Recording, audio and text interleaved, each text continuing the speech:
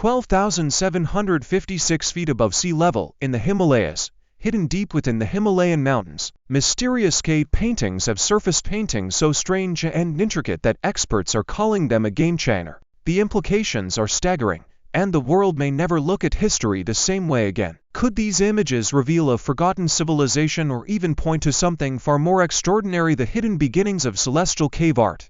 Ancient cave art has always been a source of fascination for archaeologists, historians, and casual explorers. The fact that people tens of thousands of years ago not only created pictures on stone walls, but also included celestial symbols blows our modern minds. Part of the excitement lies in realizing these early images were more than random doodles.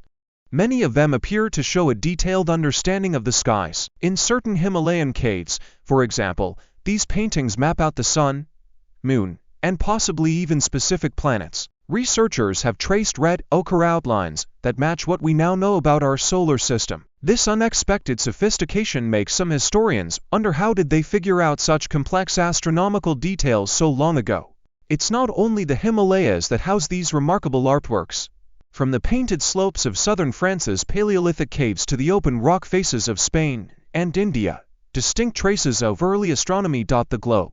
It's as if ancient communities in different corners of the world simultaneously sensed the importance of the skies and found a way to capture that in lasting form. One rock carving, in particular, located in what is now Ladakh, India, shows images of the sun and moon side by side, an early display that emphasizes the significance of these two celestial objects in guiding day-to-day life, forecasting rituals around solstices and equinoxes, and shaping religious activities. Some cave paintings also feature possible representations of comets, meteor showers, or unusual celestial patterns, suggesting that people were alert to any dramatic changes in the heavens. If a fiery streak lit up the night, it was worth carving into rock as a communal record.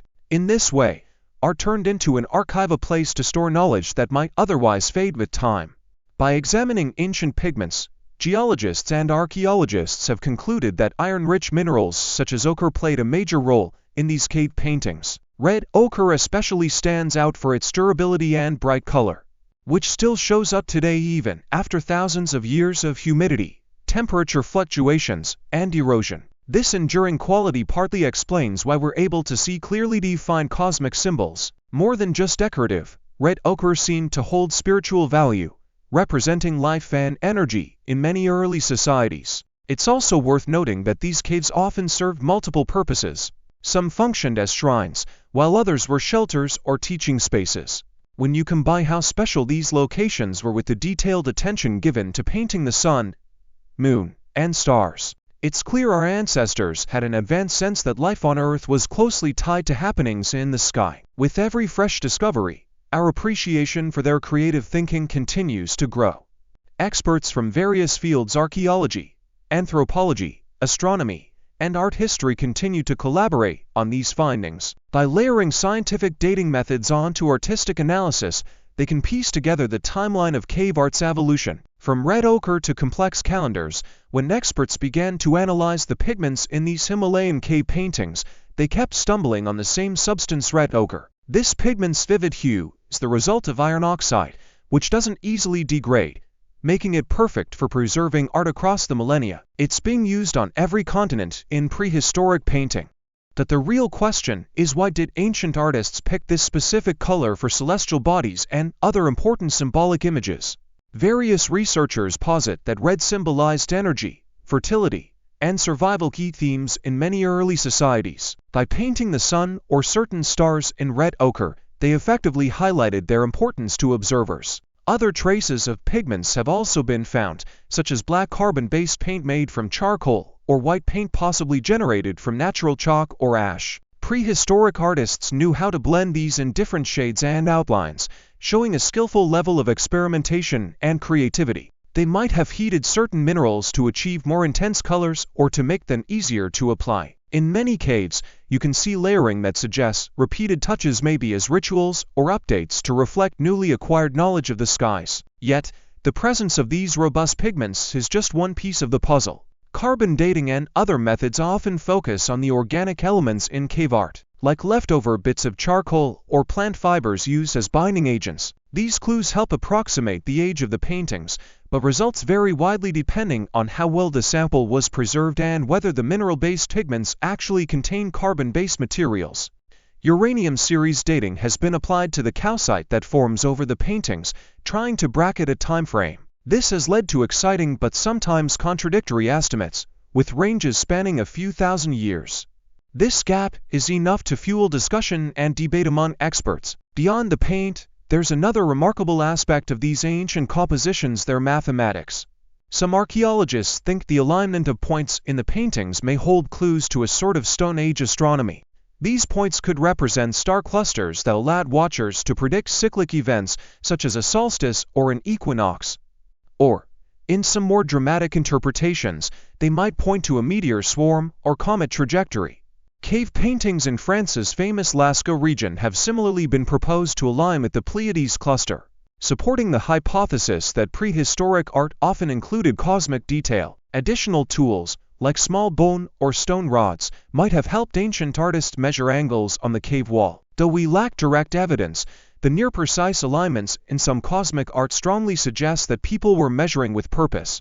Moving from the materials to the meaning, it's clear that certain Himalayan cave paintings carry religious or spiritual weight. Some scholars see traces of Buddhist and Bon influences in the motifs. The Bon tradition, predating Buddhism in the Tibetan region, has a rich cosmology filled with sacred mountain symbolism, protective deities, and rituals that connect Earth to the heavens. Many Bon rituals incorporate references to the sun, moon, and various star realms to signify the unity between the spiritual dimension and the cosmic order. Buddhism, which emerged later in the region, also has a long history of cosmic imagery. Mandalas, for instance, frequently portray the universe in symbolic form, centering on a spiritual axis that links different planes of existence. Some cave murals in Nepal's Mustang area feature richly colored images of cosmic Buddhas, with circles around them representing different layers of reality and power. Researchers find parallels in the older Bon rock carvings,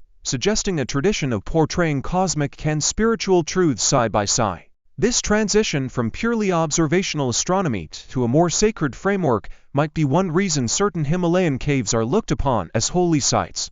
An example that stands out is the Khogling Cave in Nepal, where murals from the 13th or 14th century show gods linked to cosmic energy. While not purely astronomical, these depictions often include stylized suns or other celestial motifs in the background. Their presence underscores the idea that for many Himalayan communities, tracking cosmic events wasn't solely scientific or practical, it was a path to spiritual insight, sometimes destroying centuries-old images. Add to that the challenge of human interference. Modern graffiti, tourism, or even well-meaning restoration attempts, and some cave art ends up lost forever. New preservation techniques, such as climate-controlled barriers or digitally mapping paintings before they degrade, offer some hope.